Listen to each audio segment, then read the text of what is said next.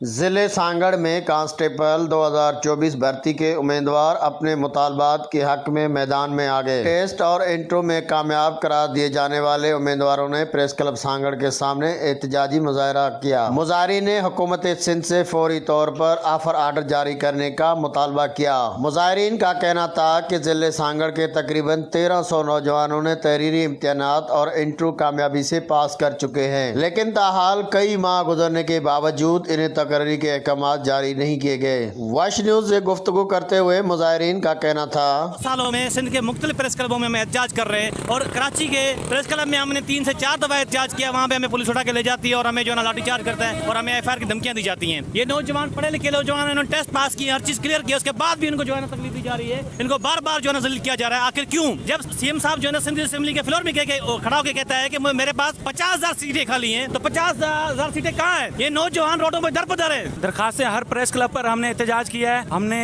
پورا من احتجاج کیا ہے۔ کراچی گئے تھے پریس کلب پہ، وہاں ہمارے کو ایسے لاٹھی چارج کیا، اٹھا لیا پولیس نے جیسے ہم دھاڑیال ہوتے ہیں، ہم ڈاکو ہوتے ہیں۔ ہمارا قصور کیا ہے؟ ہم اپنا حق لینے کے لیے جاتے ہیں۔ ہمارا مطالبہ یہ ہے SPD 01 ویٹنگ کینڈیڈیٹ کو آفر آرڈر دے کر ان کی بے چینی ختم کریں۔ پولیس 2024 میں SPD 01 میں اپلائی کیا تھا، 2 سال گزر جانے کے باوجود ہمیں ویٹنگ میں بٹھایا گیا ہے۔ ہمیں آفر لیٹر جاری کیوں نہیں کیے گئے؟ ہم کراچی گئے، کراچی جا کے دھرنا دیا تو ہمیں ایسے اٹھایا گیا جیسے ہم کوئی ڈاکو ہے، جیسے ہم نے 8 قتل کیے ہیں۔ آخر کیوں؟ ہمیں کب انصاف ملے گا؟ ہمیں سندھ میں انصاف ملنا چاہیے۔ 8,600 کینڈیڈیٹ ویٹنگ میں موجود ہیں اور نئی بھرتیاں جاری کی جا رہی ہیں۔ سی ایم صاحب آپ نے تو کہا تھا 50,000 ویکنسی خالی ہے، کہاں ہے؟ مظاہرین نے الزامات عائد کیا کہ ایک طرف پولیس میں خالی اسامیوں کے اعلانات کیے جا رہے ہیں، جبکہ دوسری طرف کامیاب امیدواروں کو تقرری سے محروم رکھا جا رہا ہے، جو میرٹ اور شفافیت کے تقاضوں کے منافی ہے۔ احتجاج کرنے والے امیدواروں نے حکومت سندھ اور وزیر اعلیٰ سے مطالبہ کیا کہ ضلع سانگڑ کے تمام کامیاب امیدواروں کو بلا تاخیر آفر آرڈر جاری کیے جائیں تاکہ وہ اپنی ملازمت سنبھال سکیں اور اپنے خاندان کا سہارا بن سکیں۔ کیمرہ مین ٹیم کے ساتھ ساگر دین محمد بلوچ، واش نیوز، سانگڑ۔